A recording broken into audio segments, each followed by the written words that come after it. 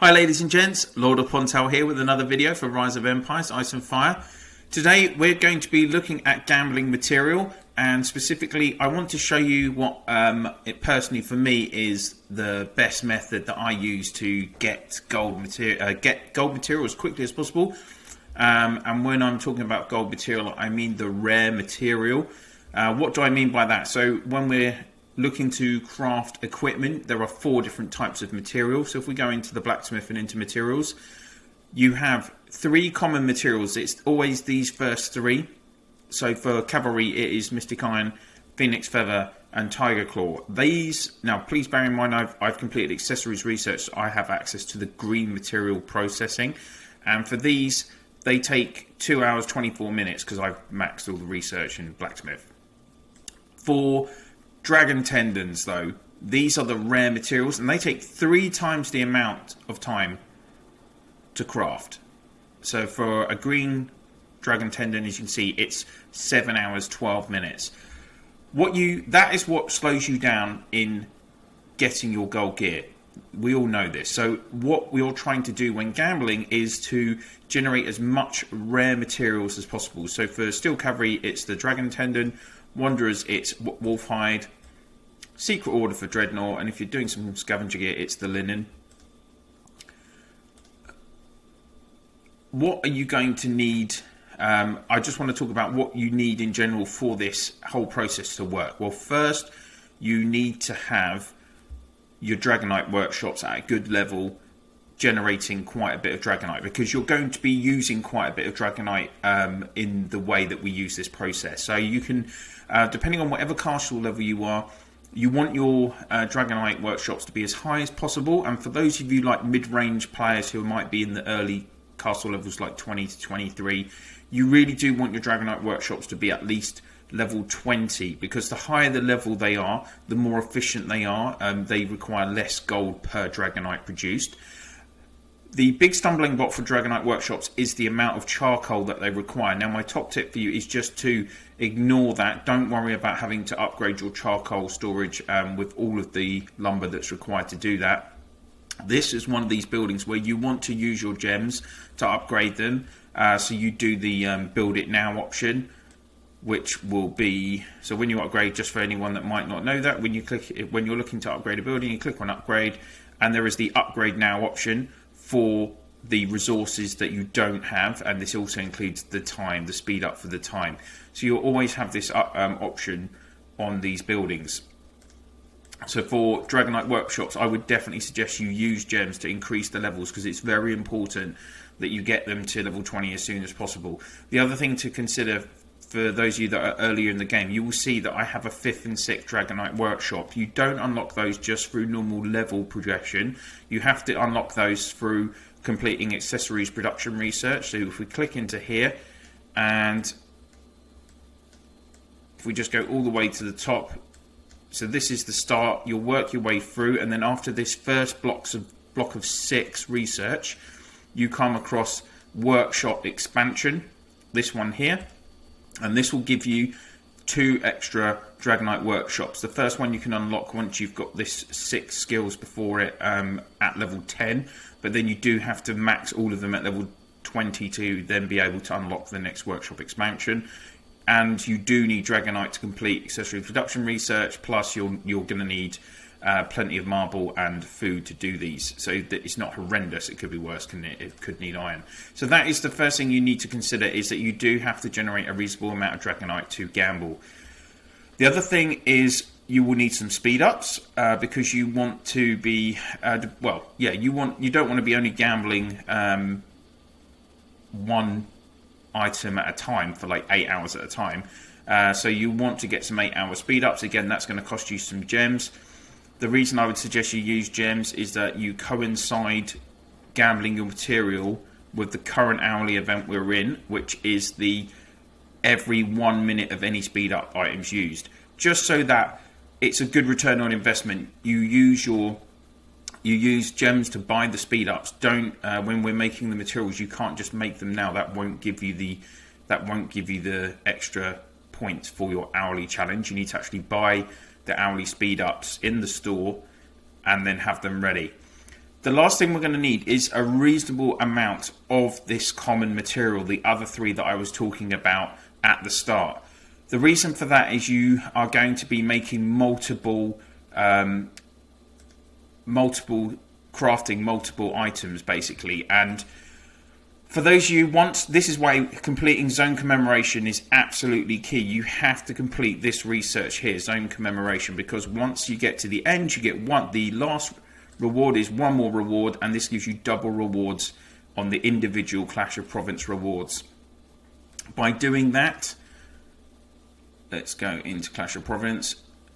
On the 3rd, the 6th and the 9th rewards chests, you receive Steel Cavalry chest, Dreadnought chest and Wanderer chest, and you'll get, for the last rewards for instance, you'll get 20. So I think it's 32 a day, might be wrong, I'm pretty sure it's 28, 4, 8 and 20, 32 a day, yeah. And you want to collect those and then only open them once you've got about 200 in your account. I actually opened mine this morning. Yeah, I did. Because I did some gambling this morning actually. So those are kind of key points for you. You need Dragonite. You need lots of the common materials, which you will get once you finish zone commemoration. And you want to have some gems spare. So I'm usually I'd be spending a lot of my gems on super tickets in the VIP store, but I've been saving them. And because I'm currently working on my 3rd set of gold gear for my cavalry. So that's what we're doing today. So let's go into the blacksmith. So you want to go blacksmith and then craft, and then obviously as I've said, I'm doing cavalry, but this works for any of the sets obviously. And you always want to do this crafting. Well, for me, you always want to do this crafting using the amulet gear option, because it uses one of each, so you're not draining any specific item, and you're only requiring one rare item for this. So it's like with the cow, it requires 2 feathers, so I'd run out of feathers very quickly potentially. So that's why personally for me, I like to use the amulet option on each suit. These just require one of each gear, so one of each material. So you come in and you start and you get ready to craft. Now, this, in theory, will work for all levels. So if you want to try and, if you're looking to make orange gear, for instance, then I would suggest you use blue material, common material, and then a rarer, then like a white rare material. But we'll get to that in a minute. So the way that I do it, because I've been in the game a long time, I've generated a lot of these common materials. So I craft purple gear. So we're crafting a Steel Cavalry Jade belt, and you keep, at the moment, you're requiring 4 purple materials, one of each, and that will give you a 100% chance to craft a purple jade belt. What you want to do is select the rare material, so in this case the dragon tendon, select green and confirm. This now drops the dragonite required from 800 down to 610, and you'll see that the chances have changed now. So there's a 29.8% chance that the item crafted will be green, there's a 6.4% chance that it will be blue, but there's a 63.8% chance that it will be purple. So 2 out of every 3 should be purple materials, and so you're crafting that item, but you're using a green rare material to craft it, but you'll end up with a complete purple, which will include a purple material, which you can then disassemble that gear. So we're going to give this a crack a few times. As I've said, it's during an any hour speed up. So I've got my speed ups ready to go. I've got my gear ready to go. So you can see I've got multiple purple, and I do have more orange and gold of these if I needed to disassemble to do more. So we're going to have a go at doing a few. So let's so you just click on craft, and then we go back into it, speed up, and let's see what we get. So 200,000 points for the hourly, by the way. So if I did 25 of these, I'm going to finish the hourly as well. And let's see what material we've ended up with. We've ended up with the purple. So now you can go in to your depot, into your equipment. You have a purple jade belt. You can click disassemble. You get back the 3 common items that you used, and instead of getting a green, you get a purple. Do this 16 times. That will give you a gold rare material. I also get back Dragonite because I've completed accessories production research. If you're at lower levels of it, you won't get Dragonite back, which is again going to be needs to be a consideration for you guys. So we're going to do this a few times and see. Hopefully, I'll get lucky. So it's just the same policy. Go in to the amulet, craft a purple, change your purple rare material to green, craft away, and as I say, because you're in any speed up hour, we'll speed it up. Okay, got green that time. So of course, when you get green, the problem with this, the only downside to this is that when you do get a green, you're ending up with a green, you're getting green of the common materials back. So you're losing those purples, but you're not losing any of the rare because you only used a green to start with. So this is literally the only downside to this method. And in my experience, you do get really good, you do get pretty good luck on this. Okay, 2 green.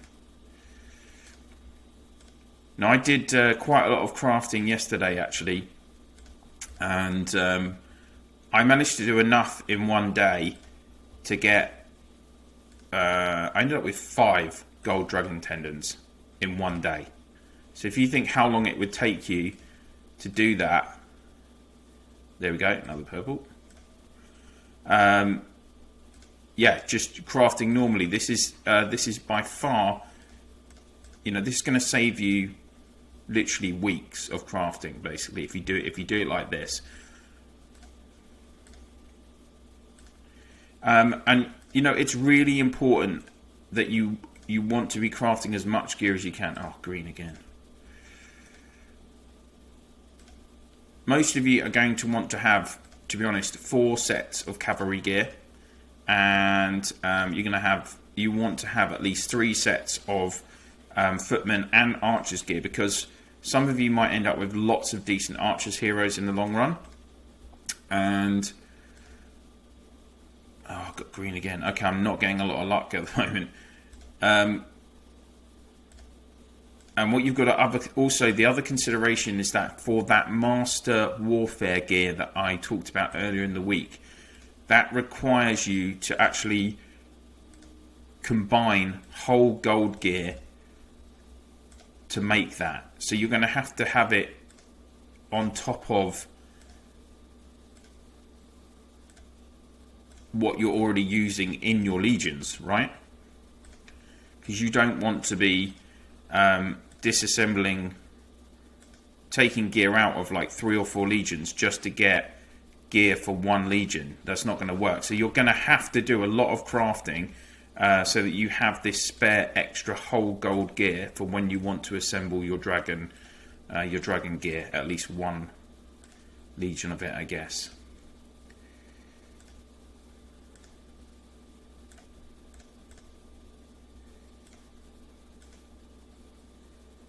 Purple again. So really, honestly, sometimes you've seen me do videos that have percentages in this game, and I've, like the Heroes Return event, I just don't consider that it's a 50% chance for you to get those heroes in the S Hero Return events. But for this, it does pretty much work out that you do 2/3 of the time you're getting purples, and sometimes it's even better than that. And it really is this simple. You just need to kind of allocate yourself 10-15 minutes to make this gear.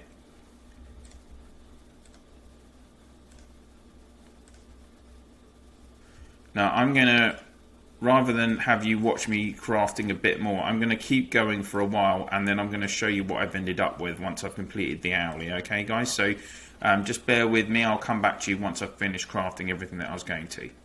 Hey guys, right, so I have now crafted all of the gear that I was looking to craft at the moment. Let's see what I've ended up with. So we have 2, 6, 10, 12 purples, 2 blue, 7 green.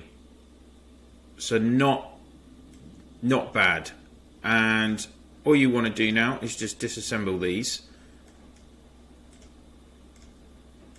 Of course, I've collated these all together just to show you, you know, the statistics of it, how lucky you're likely to be. I mean, to be honest, last night I went on a run where I got about 12 purple and 1 green. So I've actually, this is a bit unlucky to pick up so many greens on this occasion while I'm recording, but c'est la vie. Like it, I guarantee to you, over the course of doing this, it will work out that you do get purple pretty much 2/3 of the time. So, you know, what are the issues with this? Well, like I say, you're going to be running out. You're going to use a lot of common material, and even though you're recycling it, of course, when you disassemble purples, you are losing the purple commons when you end up with a green. That is the only downside, to be honest. So we're nearly there. And you do also have to consider that you need a lot of common to be able to generate this, and you still need them to make the final gear as well. So I had 1 orange dragon tendon before we started this. I've now got 14, so that's given me 4. I've made a gold dragon tendon, and I can now craft the 4th gold item in my 3rd set of rare gear. Or if I wanted, you know, I could do this 3 times maybe in a week, and I could craft one of the rarer items on the list, one of the 5th or 6th items, which is the ransor or the helmet, which do require 3 dragon tendons. So that is it, guys. That is, now there are various other ways to do gambling material. I'm not saying that this might be the best way. It's just the way that I do it, and I've outlined the factors of why I do it before. I have lots of dragonite and everything else required for it. I did finish the owlie challenge, so I have got back I've got back 5,600 diamonds of the diamonds that I spent on the speed ups, which I would be using anyway. So I've got back a bit of, and I've obviously been able to complete the I've got a bit of gold and extras from doing the 3rd challenge as well. So that's why I would suggest that you do this method on these hours, and you're probably only going to end up doing it maybe once a week, or yeah, probably once or twice a week, depending on kind of how much of the other elements you have in your castle. And like I say, you don't have to do it with purple and green as I have. You could do it with blue and just put a...